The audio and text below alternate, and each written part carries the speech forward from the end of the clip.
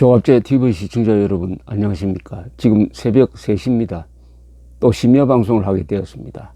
심야 방송을 하게 되는 이유는 화가 날 경우가 많은데, 또는 돌발 사건이 났을 때가 많은데, 이번은 두 가지 경우가 다 겹친 사건이 하나 났습니다. 북한 정권이 또 무례한 행동을, 그것도 한밤중에 했습니다. 어젯밤입니다. 2월 4일로 예정된 금강산 남북 합동 문화 공연을 취소하겠다고 어젯밤 늦게 일방적으로 통일부에 통보를 했습니다. 통일부는 발표하기를 밤 10시 10분쯤 북한 측에서 취소 통지문을 보냈다고 했습니다.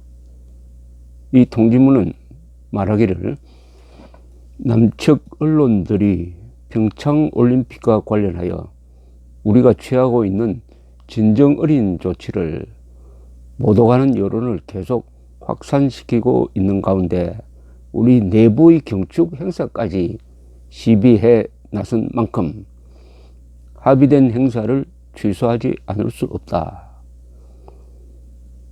여기서 남측 언론이, 한국 언론이 시비를 하고 있다는 것은 무슨 뜻이냐 하면은, 북한에서 남북 합동 문화 공연을 하려면은 북한에 기름이 부족해 가지고 전기를 제대로 댈 수 없으니까 우리가 기름을 가져가야 된다. 참 비참한 상황이죠. 그러면 이게 대북 제재에 걸린다. 북한에 기름을 대주지 못하도록 유엔 안보리가 엄격한 제재를 취하고 있으니까, 그래서 그런 내용이 보도된 겁니다. 또는 아마 여기에서 직설적으로 표현하진 않았지만 2030 세대가 여자 아이스하키 단일팀 구성에 대해서 반발하고 나서면서 한반도기를 든다고 하니까 우리는 태극기를 들겠다, 이렇게 나서는 것도 여기에 아마 은연중에 포함되어 있을 겁니다. 또 여기에 우리 내부의 경축 행사까지 시비에 나선다. 우리 내부의 경사라는 것은, 경축 행사라는 것은 뭘 의미하냐면은 2월 8일 북한이 갑자기 건군절 행사를 한다고 했어요. 딱 2월 9일 평창 동계올림픽 개막식 하루 전에 언론의 집중된 시선이 한반도에 몰리는 이 순간을 딱 가로채 가지고 하루 전에 열병식을 하면서 기자들을 아마 많이 초청할 겁니다.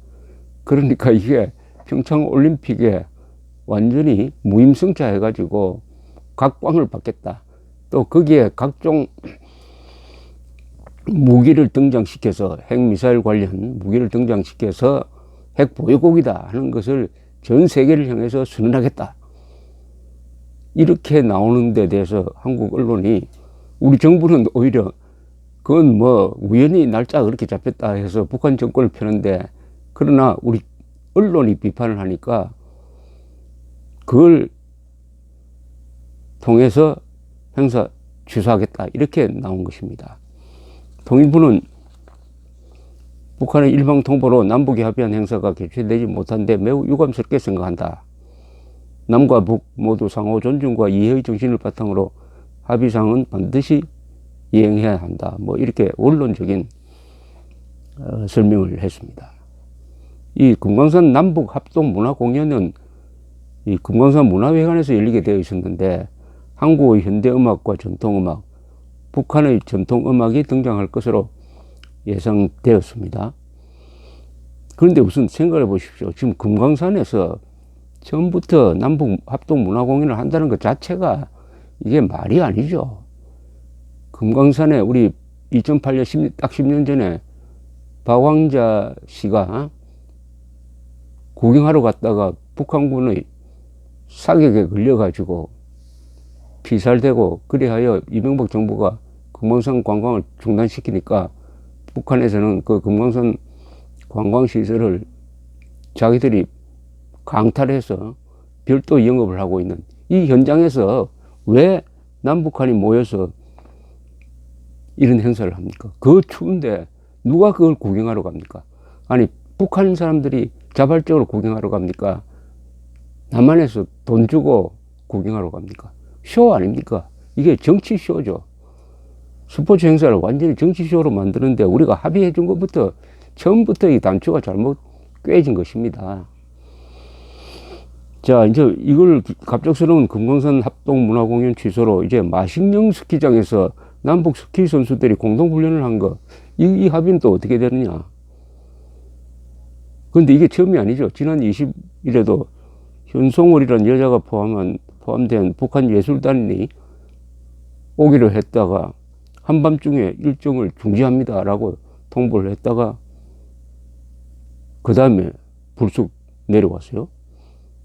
이게 또 처음이 아니죠. 2000년 6월에는 김대중 대통령이 평양을 방문하는 날을 잡아가지고 출발하기 바로 이틀 전에 통지문을 보냈는데 그 통지문을 본 사람에 의하면 보내주기로 한 돈을 다 못 받았으니까 들어오지 마라 이렇게 했다는 거 아닙니까? 이렇게 해서 하루 또 연기된 적이 있습니다. 부랴부랴 수습을 해가지고 김정은 정권이 이렇게 북한 정권이 이렇게 하는 것은 이유가 있습니다. 남한 정부, 한국 정부를 압박해가지고 굴복시키려는 겁니다. 기를 죽이려고 하는 겁니다. 기를 죽이려고. 자, 이렇게 되면은 이제는 문재인 정부가 어떻게 나오느냐는 겁니다. 문재인 정부가 어떻게 나오느냐. 그게 아주 궁금합니다. 문재인 정부가 이제 곤혹스럽게 됐습니다. 북한 정권에 굴욕적으로 끌려갈 것인가, 아니면 여기서 선을 그을 것인가. 이거죠. 북한 정권은 딱 노림수가 있습니다. 문재인 정부를 평화공세를 통해서 종속화시켜서 한미동맹을 균열시키고 유엔 안보리의 대북 압박 구도에 구멍을 내고 그렇게 하여 자신들의 핵무장을 근군절 행사를 통해서 기정사실화하고 그렇게 되면 핵무기와 남한 내의 종북 세력을 서로 결합시켜서 한국을 공산화시킬 수 있다. 그리하여 한반도 전체를 주체사상의 세상으로 만들 수 있다. 이런 대전략을 가지고 있는 것입니다.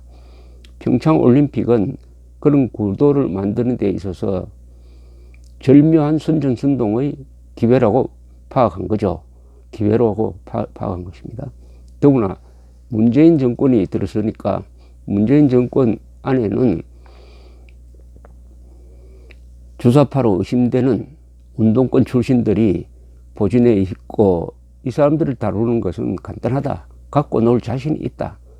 이렇게 해서 대담하게 평화공세를 펴니까 아니다 다를까 문재인 정권이 자진해가지고 여러 가지 굴욕적인 모습을 보여주고 있습니다.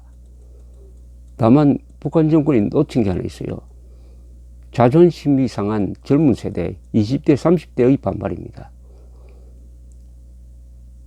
문재인 정부도 북한에 끌려가고 싶어도 자기의 지지층인 이 20대 30대의 반발에 직면해가지고 지금 곤혹스럽게 됐습니다.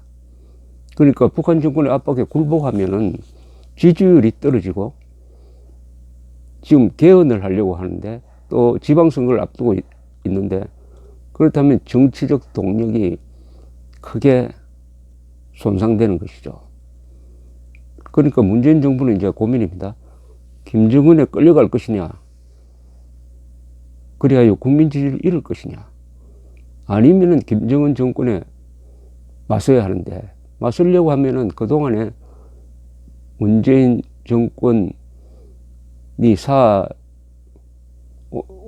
걸어온 길과 많이 달라요. 어떻게 보면 이념적 소신을 일단 포기해야 됩니다. 이것은 어떻게 보면은 가치관의 문제고 철학의 문제가 되죠.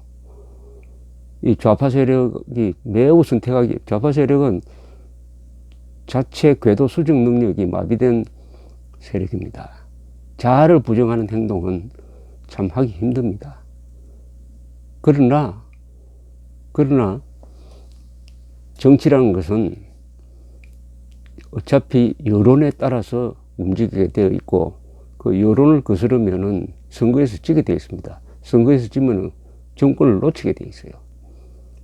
문재인 대통령으로서는 2030이라는 복병을 만나가지고 김정은도 마찬가지지만 심각한 노선 수정을 고민하지 않을 수 없게 되었다. 그러나 이건 사실 고민거리는 아닙니다. 문재인 대통령은 국헌을 수호하고 국민의 안전을 보장할 헌법상의 책무가 있습니다. 김정은 정권에 끌려가면은 국민의 재산 자유 그리고 생명을 보전할 수가 없는 것입니다. 문재인 정권을 길들이려고 하는 김정은에 대해서 문재인 정부는 헌법에 기초해 가지고 국민을 믿고 맞서야 합니다. 그렇다면 전화위복도 될 수 있을 것이라고 생각합니다. 감사합니다.